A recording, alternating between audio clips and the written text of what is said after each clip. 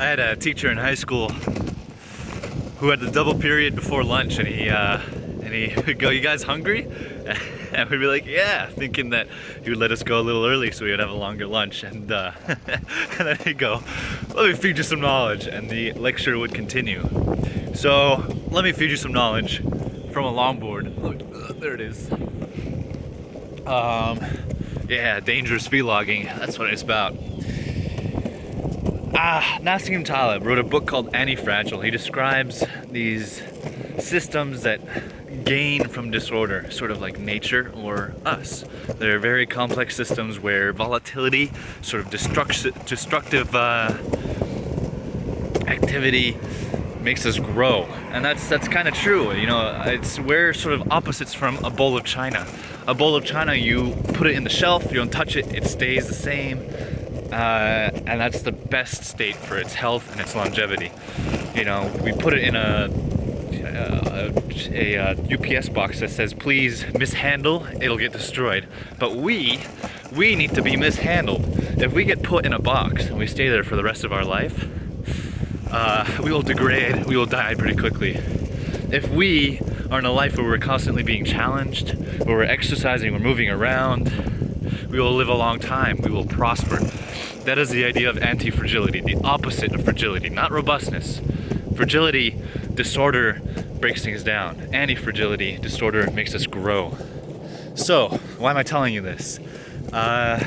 Thursday night, talking to a personal trainer during karaoke, and I was explaining to her how beneficial squatting and hanging is for fitness, for basically mobility and strength. And the reason for that comes from this notion of anti-fragility. Basically, for an anti-fragile system to have really strong growth, you need two types of volatility. Sort of a baseline volatility that keeps up with how quickly we regenerate. We have sort of a baseline level of constant regeneration because we're always breaking down. You know, right now I'm longboarding and I'm breaking down the muscle tissue in my legs. I'm thinking, my brain cells are constantly regenerating, moving around. This constant base level of regeneration comes from sort of a restful state of breaking things down.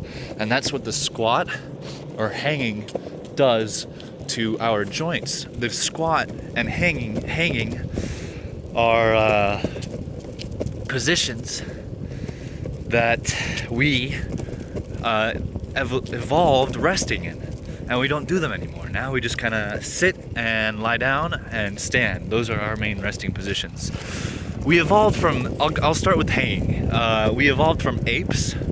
Apes hang a lot more than we do, but we still need some hanging, and we still spend some time in trees, or are supposed to. If you look at the musculature going through the glenohumeral joint, which is the shoulder joint,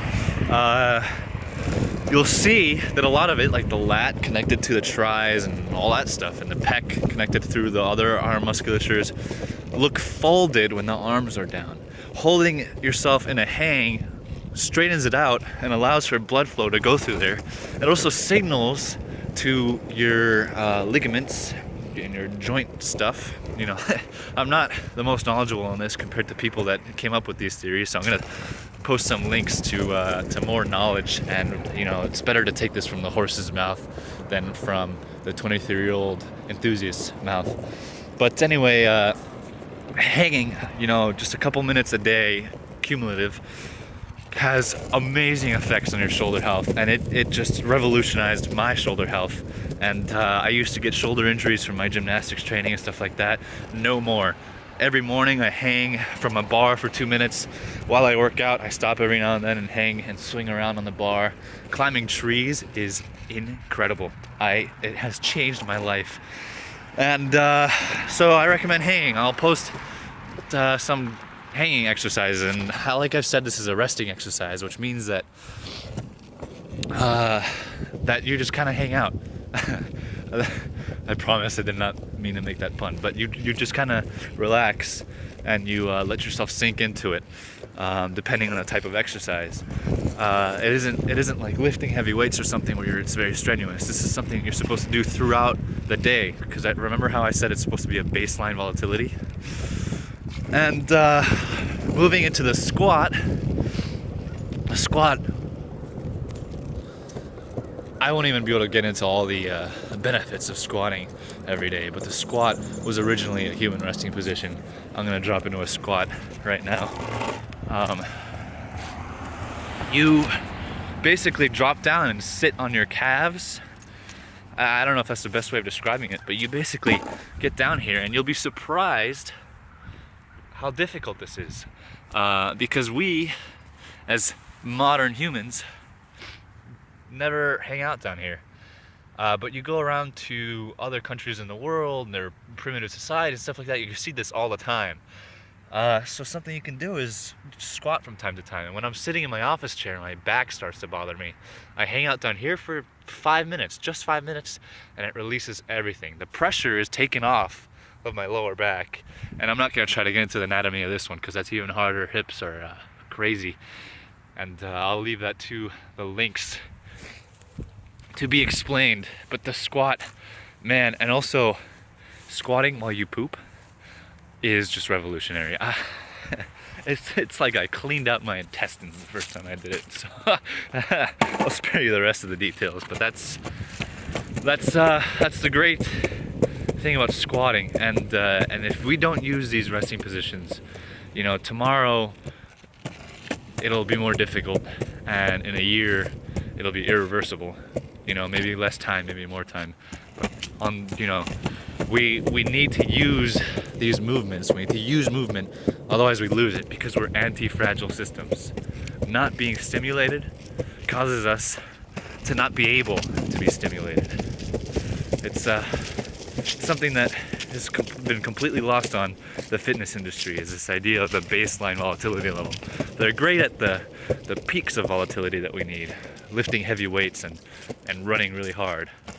But yeah, gotta get that baseline resting volatility level as well. Be cold, be too hot, sweat, stretch, make yourself uncomfortable. And you'll see that you'll feel a lot healthier as you do it more and more.